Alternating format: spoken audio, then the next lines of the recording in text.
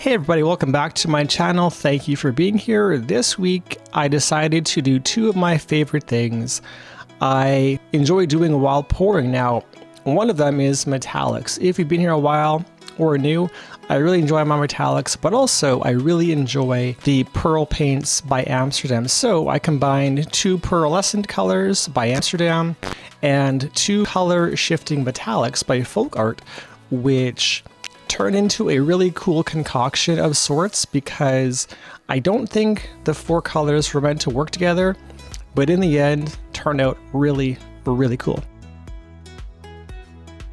Now, as I begin this pour, I'm actually pouring on a 24 by 24 inch canvas, which is really big.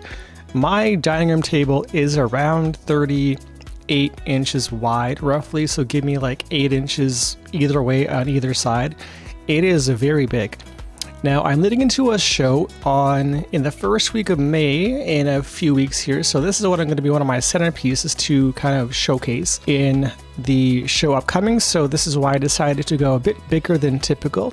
But I laid my first beads of paint down, being the pearlescence, because I wanted to have my metallic folk art color shift colors be the primary focus in this pour. So that's why I layered them the way I had, so the whites will turn into color later on. I believe I picked pearl white and pearl blue. Here's my purple flash, which is my favorite color of all four, which is why it's last to swipe over top of the first three colors to give it great depth. Alright, let's go into my swipes for the first time with my Amsterdam Titanium White and Australian Floetrol. I wanted to say that this 24 by 24 canvas required approximately 30 ounces of paint. Now, most of you, if you've seen some pours of mine swipe specifically with a black background, I use a old yogurt container that holds 1,000 grams of yogurt. That yogurt container today was entirely full. I think I mixed 22 ounces of black oxide on this pour, and looking down on this video, that still wasn't enough. So I knew I had about 12 ounces more of the paint you see here going down for the second time on my pearl colors, and I had to use quite a bit, knowing that I'd have a hard time tilting these guys off once it came time to get to my tilt. So anyway, whenever going into a pour, make sure you're doing your measurements on how much paint you need for a base, let alone what's going to spill off, because oftentimes lately I'm finding I am incredibly short on my black or on my colors. So again, be careful, find a calculator, do some measurements, jot it down, just know what you need before you keep going so you don't run into problems like I will in 3 or 4 minutes. Now with this pour as well, I was actually going for a fairly simple technique in terms of how much work I plan to do. That may seem kind of funny or sound lazy, but ultimately I knew that I was going to swipe really 4 times on this canvas and let the cells do the rest, and try my best to make sure I could keep as many, lacing rows as I could, and also great color combinations on this pour. So I didn't want to over swipe too much, knowing that really the color was going to do the job as best it could, and it was up to me to swipe the rest and then tilt off the corners. So again, simple pour, 4 swipes, that's it. Get to tilting and we'll see how it shakes out. Alright, getting into some tilts right away here. So now as I picked up this canvas, I actually noticed I didn't do a very good job at recentering my black oxide as my base. It was kind of all over the place, not where it should be in the middle. And I had to kind of swirl my painting around to just get my colors a little bit more grounded in the middle, which caused a bit of stress on those first 2 stripes that became very thin compared to what I was hoping for. So lesson learned there for me is to, again, just kind of take your time, don't rush, there's no big race. Make sure your base, if there's a bit of a pool there, is in the middle to make sure your colors, if there's swipes involved, can be tilted equally and to each corner without any problems. So I was going very, very slow to make sure I didn't lose too much paint off my first corner, because really I had 4 shots at getting this right, or else I would be beginning from scratch.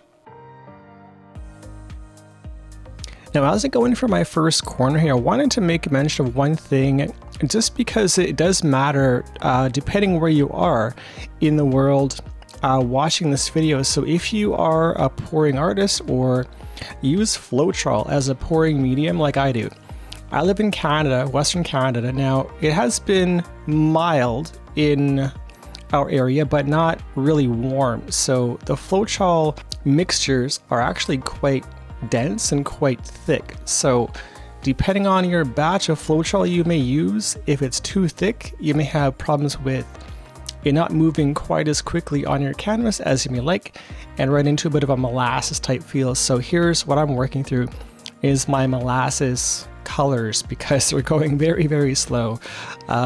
If that's the case, do your best to water down a little bit, as you know, within reason, and just take your time with your tilting back and forth and being very patient with your last couple of corners here. Okay, getting back to my painting here for a quick second now. I love looking back at these videos because there's always some moments I remember that kind of stick out. Now, the lacing in the bottom left corner there, we can see closest to us looking down, is really, really crisp. It's not pulling apart. It's doing a very good job at maintaining its form or its shape. So I was quite happy with how that was working out. And really the purple flash by Folk Art is, again, the color shifting colors I really enjoy are looking fantastic as a bit of a focal point on this one. So I was quite happy how this one is beginning to turn out. Okay, now, so as I look down on this video, the 24 by 24 canvas is very big. Don't let it fool you. I have quite long arms, so I'm fortunate there, but a canvas this big is just incredibly hard to handle. Plus it's heavy, so I had to spin it around to let gravity help me with this last corner to help me kind of form my curves and waves in my composition to get it where I wanted it to be. So it was a bit of a adventure. So 24s by 24s are quite fun, so I'd say give them a shot at any time, but beware of how big they actually are. Okay, and going in for a bit of an overhead wet look of this painting. So again, the lacing in this painting was not my favorite part, but it's up there. The black oxide does a very good job at helping to enhance the titanium white, which looks really, really pretty. Also, the Folk Art color shift, if you can give it a try, please do. It looks really, really cool. If you can use several colors, like 3 or 4 or 5, it looks even better. So again, that's a high endorsement for me. I really enjoy them. It was a really fun pour. The size was challenging, but really I was quite happy with how this one turned out.